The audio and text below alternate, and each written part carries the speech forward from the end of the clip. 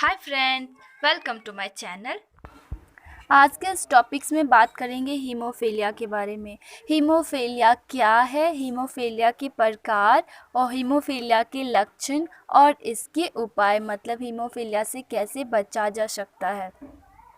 तो चलिए video start करते हैं। हीमोफीलिया एक जेनेटिक डिसऑर्डर है, मतलब पीढ़ी दर पीढ़ी ट्रांसफर होने वाली डिजीज है। मतलब ये माता पिता से बच्चों में आते हैं। हीमोफीलिया एक जेनेटिक डिसऑर्डर है। ये शरीर में जीन्स में परिवर्तन के कारण होते हैं। हीमोफीलिया शरीर में जीन्स में परिवर्तन के कारण होता है। और ये जीन्स में परिवर्तन किसके कारण होता है? तो ये जीन्स में परिवर्तन माता पिता से बच्चों के शरीर में आते हैं। हीमोफीलिया एक बहुत ही कम मात्रा में होने वाला रोग है। ये इस रोग में शरीर के किसी भी भाग पे चोट लगने से खून का लगातार शरीर से बाहर निकलता ही रहता है। इसमें खून का थक्का नहीं जम पाता है। हीमोफीलिया रोग में खून का थक्का नहीं जम पाता है, मतलब इसमें खून को थक्का जमाने वाले क्लॉटिंग फैक्टर्स की कमी हो जाती है। क्लॉटिंग फैक्टर्स क्या है? तो ये क्लॉटिंग फैक्टर्स वह प्रोटीन है जो खून को जमाने में मदद करता है। एक बार रिपीट करते हैं। हीमोफीलिया एक जेनेटिक डिसऑर्डर है। ये जीन्स में परिवर्तन के कारण होता है। ये जीन्स में परिवर्तन किससे होता है? तो माता पिता से बच्चे के शरीर में आता है। हीमोफीलिया बहुत ही कम मात्रा में होने वाला रोग है। और इसमें क्या होता है, शरीर में चोट लगने से शरीर में जिस भाग पे चोट लगता है वहाँ पे खून का थक्का नहीं जम पाता है, कंटिन्यू ब्लीडिंग होती रहती है। और हीमोफीलिया में क्लॉटिंग फैक्टर्स की कमी हो जाती है। क्लॉटिंग फैक्टर्स क्या है? तो क्लॉटिंग फैक्टर्स प्रोटीन है जो खून को जमने में मदद करता है। अब हम इसके टाइप्स की बात करते हैं। तो हीमोफीलिया दो प्रकार के होते हैं, हीमोफीलिया ए और हीमोफीलिया बी। हीमोफीलिया ए में क्लॉटिंग फैक्टर 8 की कमी हो जाती है। हीमोफीलिया ए में क्लॉटिंग फैक्टर्स 8 की कमी हो जाती है। और हीमोफीलिया बी में क्लॉटिंग फैक्टर 9 की कमी हो जाती है। क्लॉटिंग फैक्टर 8 को हम लोग एंटी हीमोफिलिक फैक्टर ए और हीमोफीलिया बी को हम लोग एंटी हीमोफिलिक फैक्टर बी कहते हैं, या फिर इसके पॉपुलर नेम क्रिसमस रोग से भी जानते हैं। इस दोनों हीमोफीलिया में क्या होता है, एक जीन खराब हो जाता है। ये खराब जीन क्या करता है, शरीर के क्लॉटिंग फैक्टर का निर्माण नहीं कर पाता है।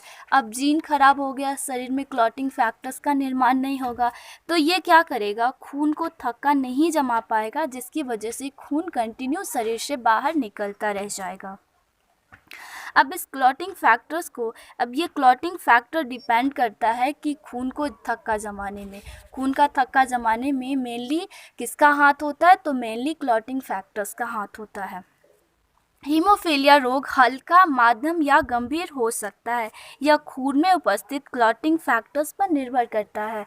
अब देखो, हल्के हीमोफीलिया में 50% तक ब्लड क्लॉटिंग प्रोटीन बनाता है, जबकि माध्यम हीमोफीलिया में 2 से लेके 5% तक ब्लड क्लॉटिंग प्रोटीन बनाता है।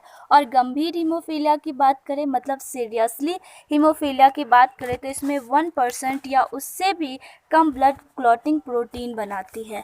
मतलब हम कह सकते हैं आमतौर पर हल्के हीमोफीलिया और मध्यम हीमोफीलिया से ग्रसित व्यक्ति को कुछ समय में केवल एक या एक से अधिक बार खून बहता है, जबकि गंभीर हीमोफीलिया में clotting factors protein 1% clotting factor बनाते हैं, तो जिसकी वजह से खून लगातार शरीर से बाहर निकलते ही रह जाता है, जिससे कि पेशेंट कंटिन्यू खून शरीर से बाहर निकलता है और पेशेंट जल्दी सीरियस हो जाते हैं। अब हम बात करते हैं हीमोफीलिया के सिम्टम्स ऑफ हीमोफीलिया, मतलब हीमोफीलिया के लक्षण। तो हीमोफीलिया रोग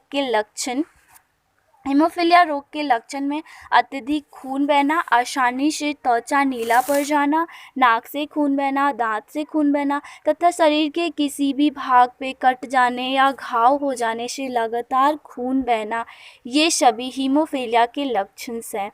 साथ ही साथ इसमें ये देखा जाता है कि खून में क्लॉटिंग फैक्टर्स का लेवल कितना है।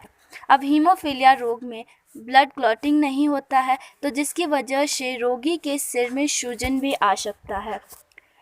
तो ये था मेरा सिम्टम्स हीमोफीलिया के लक्षण। अब हम हीमोफीलिया की बचाव को तो प्रिवेंशन ऑफ हीमोफीलिया। हीमोफीलिया माँ से बच्चे में आता है, मतलब प्रेगनेंसी के दौरान आप पता नहीं लगा सकते कि ये जो बच्चे हैं इसमें हीमोफीलिया है या नहीं, लेकिन इसके लिए प्रेगनेंसी से पहले काउंसलिंग की जाए तो हीमोफीलिया से बच्चे को बचाया जा सकता है। हीमोफीलिया का परीक्षण ब्लड टेस्ट के द्वारा किया जाता है। डॉक्टर ब्लड टेस्ट के द्वारा हीमोफीलिया का पता लगाते हैं।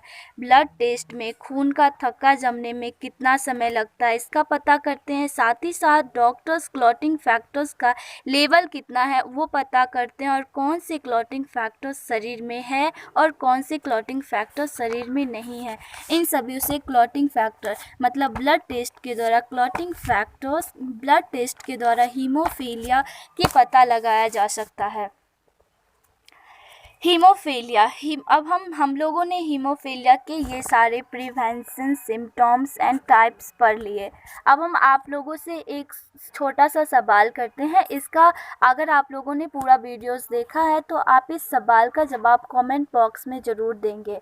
ये सवाल है कि आपके शरीर में क्लॉटिंग फैक्टर्स हैं जिसकी वजह से शरीर के किसी भी भाग से कट जाते हैं तो वहाँ से ब्लड निकलता है, और ब्लड निकलते हैं थोड़ी देर बाद ब्लड बंद हो जाता है। मतलब हमारे शरीर में, आपके शरीर में क्लॉटिंग फैक्टर्स हैं जिनकी वजह से शरीर से बाहर खून निकलना बंद हो जाता है।